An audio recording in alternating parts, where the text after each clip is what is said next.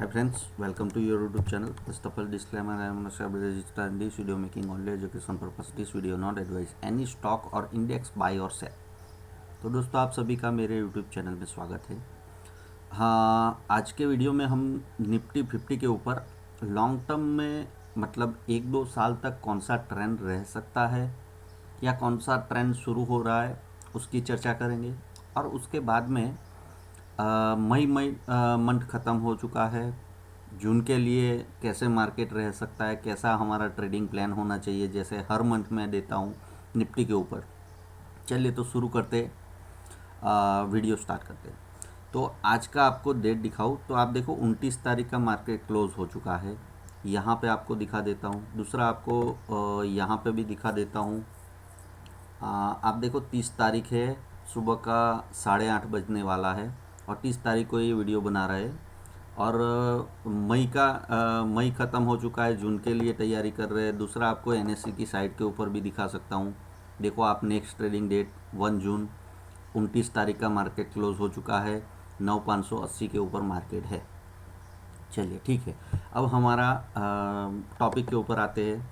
तो यहाँ पे हम एनालिसिस पहले क्या करने वाले हैं कि भाई मंथली मतलब लॉन्ग टर्म का ट्रेंड कैसा रह सकता है। तो उसके लिए हम पिछले 5 सालों का ट्रेंड की चर्चा करेंगे और उसके ऊपर से आपको मैं समझाने का कोशिश करूँगा कि ये जो वीकली के ऊपर जो ट्रेंड इमर्ज होता है या फिर मंथली के ऊपर होता है तो वो कितना लंबा खींच सकता है। क्योंकि काफ़ी लोग के अंदर ये कन्फ्यूज़न है कि मार्केट का बॉटम बन चुका है क्या, वापस नई तेज़ी में स्टार्ट हो गया है क्या। काफ़ी लोग यही डिमांड करते हैं और यही समझ में आता है कि भाई हम तो रह नहीं जाएंगे, हमको बाई करना चाहिए, या फिर अभी ये मार्केट का नई सिचुएशन का नए ट्रेंड का शुरुआत हो रहा है। उसका आंसर ये वीडियो में आपको क्लियरली देने का समझाने का कोशिश करूँगा। ठीक है, तो यहाँ पे आपको पहले तो मैं पिछले 5 सालों का ट्रेंड डिस्कस करता हूँ। तो यहाँ पे आप देखो 2015 से हम शुरू करते हैं। अब मैं थोड़ा चार्ट जूम करता हूँ ताकि जो हमारे मोबाइल के यूज़र है, जो मेरा वीडियो मोबाइल के ऊपर देख रहे हैं, उसको थोड़ा बड़ा दिखे स्क्रीन और उसको समझ में आए। चलिए ठीक है, अब हम 2015 में चले जाते हैं और वहाँ से 5 सालों का ट्रेंड वैसे तो मैं आपको पूरा भी बता सकता हूँ, लेकिन टाइम की कमी के हिसाब से हमको समझाने में। अब देखो 2015 से 16 दिख रहा है आपको, यहाँ पे 1 साल तक का डाउन ट्रेंड हुआ है। उसके बाद में 16 से आप देखोगे तो 18 तक दिख रहा है यहाँ पे। 16 से कंटिन्यूज 18 तक एक अप ट्रेंड हुआ है मार्केट में निफ्टी के ऊपर।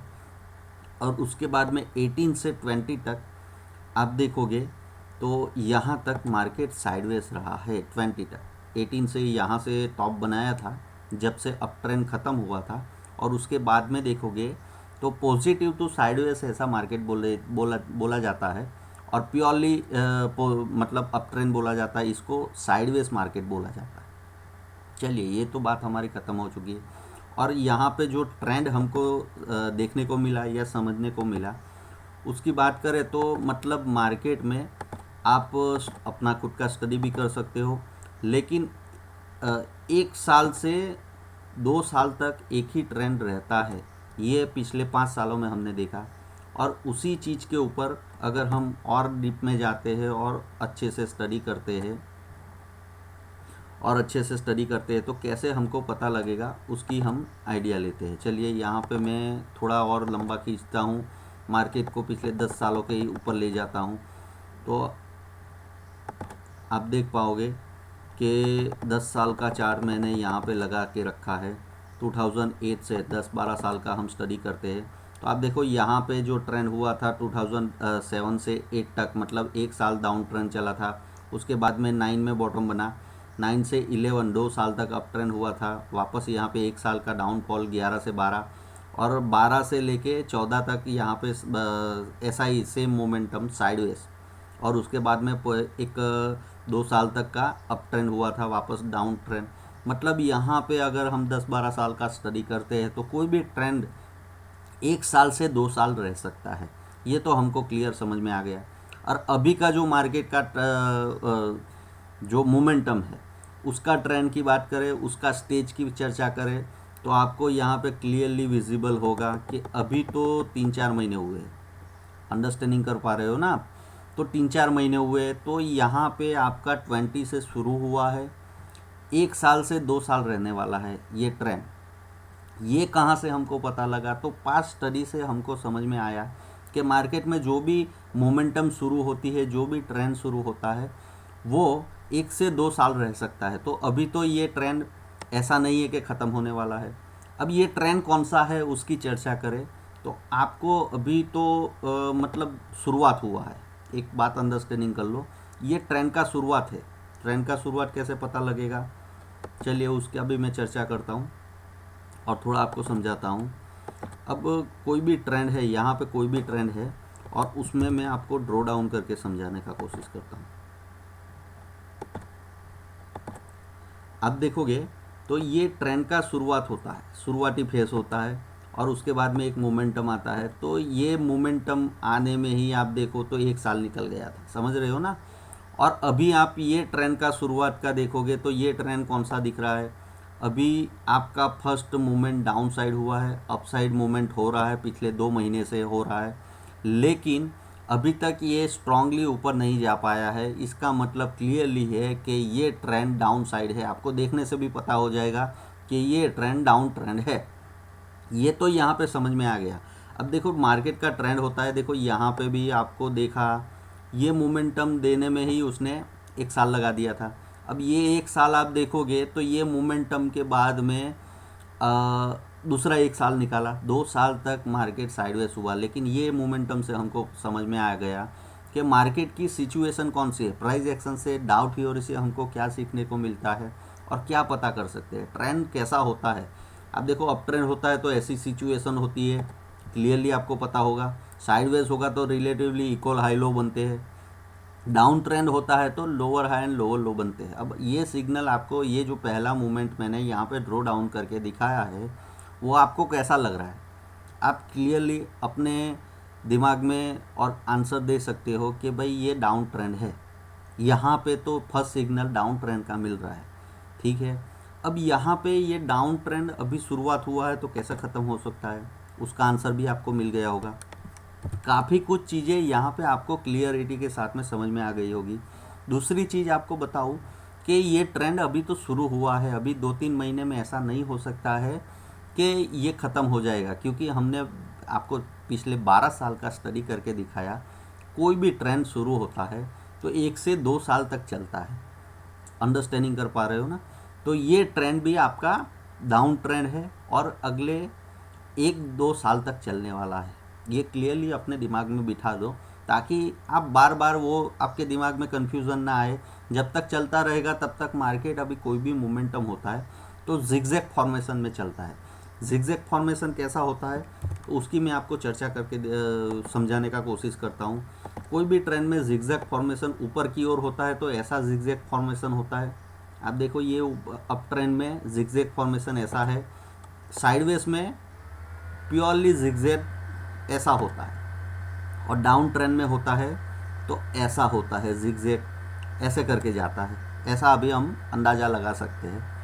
तो यहाँ पे जिगजैग फॉर्मेशन में होता है तो दोनों मूवमेंट होती है, अप मूवमेंट भी होती है और डाउनवर्ड मूवमेंट भी होती है। तो यहाँ पे डाउनवर्ड मूवमेंट आपका ख़त्म हो चुका है, तो जाहिर सी बात है कि भाई अप मूवमेंट आने वाला है, थोड़ा बहुत अप मूवमेंट आता है और उसके बाद में वापस डाउनवर्ड शुरू होता है। अब ये जो टाइम फ्रेम है, ये जो टाइम होता है, तो उसमें कम से कम मतलब डाउनवर्ड जो मूवमेंट होता है, मानो कि यहाँ पे हम अंडरस्टैंडिंग करते हैं कि भाई 3 महीने में ये डाउनवर्ड मूवमेंट आया और उसने कंप्लीट किया। तो यहाँ पे और आपको डीप में समझाने का कोशिश करता हूँ। ये डाउनवर्ड मूवमेंट आप देखो तो 3 महीने का था। अब यहाँ पे ऐसा नहीं हो सकता है कि 1 महीना या 15 दिन में ख़त्म हो जाए।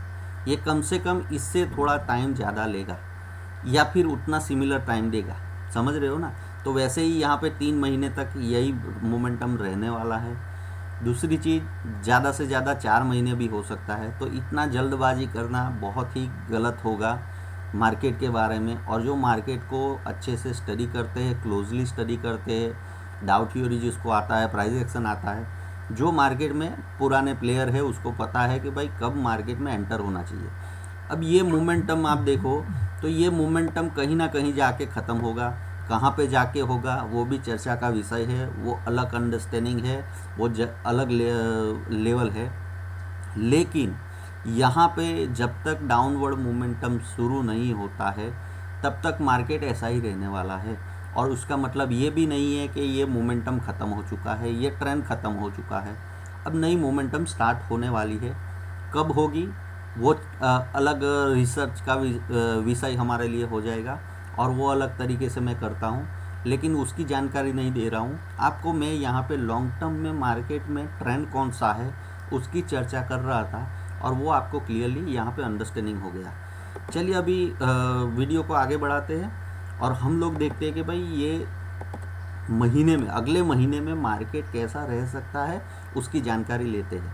चलिए ठीक है, तो यहाँ पे मैं सब चीज़ें डिलीट करता हूँ, डेली चार्ट के ऊपर चला जाता हूँ, और ये पूरे महीने का प्लानिंग, मतलब मई तो ख़त्म हो चुका है, और मई में जैसे मैंने आपको चर्चा में भी बताया था कि यहाँ पे डाउनवर्ड मूवमेंट होगा मई के हिसाब से। तो आप देखो डाउनवर्ड मूवमेंट हुआ, लेकिन वॉलेटिलिटी कम हो गई, तो उसके हिसाब से 1000 पॉइंट का डाउन ट्रेंड हुआ। और आखिरी जब मार्केट आप देखोगे तो एक्सपायरी होने वाला था, तो ये जो 1000 पॉइंट का मोमेंटम का हुआ, लेकिन ये पूरे महीने के लिए आप देखोगे तो ये डाउनवर्ड मूवमेंट हुआ। समझ रहे हो ना? तो ये पिछला महीना कैसा गया उसके बारे में जो मैंने एनालिसिस किया था वो कितना सटीक था और कितना सही था, इसके ऊपर से आप अंदाज़ा लगा सकते हो। अब ये 2 दिन का मोमेंटम हुआ है। अब हम चर्चा करते हैं कि भाई मई कैसा हमारा रह सकता है। मई ख़त्म हो चुका है, जून कैसा रह सकता है उसकी चर्चा करेंगे।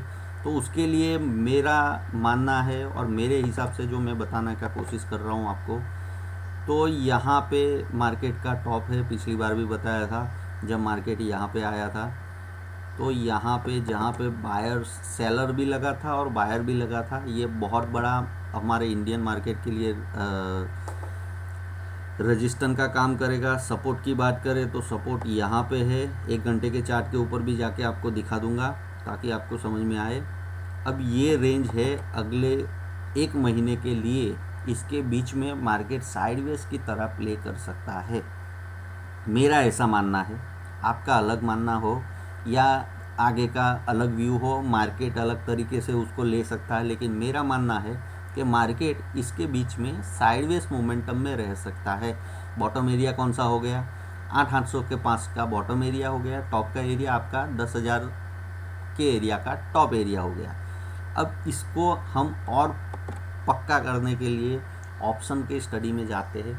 यहाँ पे एनएससी की साइड के ऊपर आ चुके हैं, और कॉल ऑप्शन के डेटा जो हमको अभी शुरू हो गए हैं उसकी जून सीरीज़ का हम आखिरी महीने का डेटा लगा देते हैं, और वहाँ से हमको थोड़ी बहुत जानकारी, बहुत ज़्यादा जानकारी नहीं, जून का फर्स्ट वीक ख़त्म होगा तो ठोस जानकारी मिलेगी, लेकिन अभी भी जो जानकारी मिलेगी वो 50-60% करेक्ट होगी, तो उसको लेने का कोशिश करते हैं। यहाँ पे मार्केट का रेंज क्या हो सकता है उसकी चर्चा करें तो आप देखोगे कि जब पुट की साइड पे हम सपोर्ट देखते हैं तो आप देखो 9000 के पास में हाईएस्ट ओपन इंटरेस्ट है।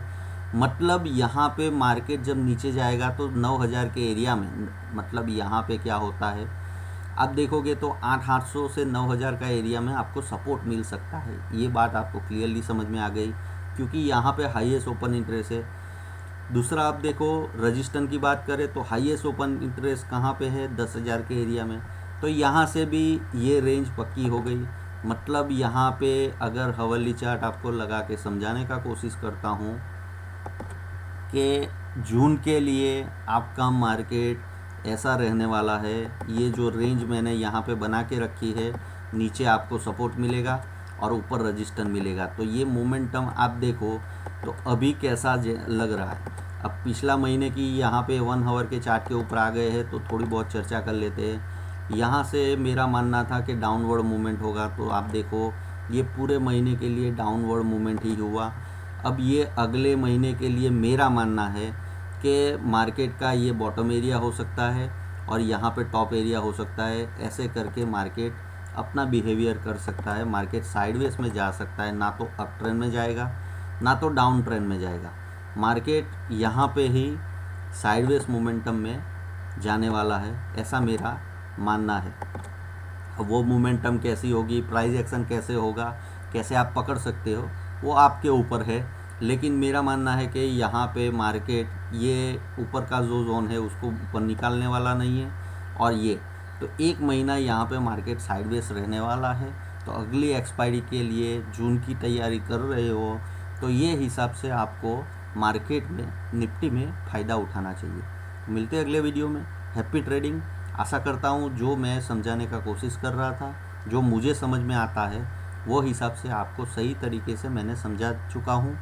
अब आप आपका रिस्क रिवॉर्ड मैनेज करिए, मार्केट का एनालिसिस करिए और उसमें पैसा निकालने का कोशिश करिए।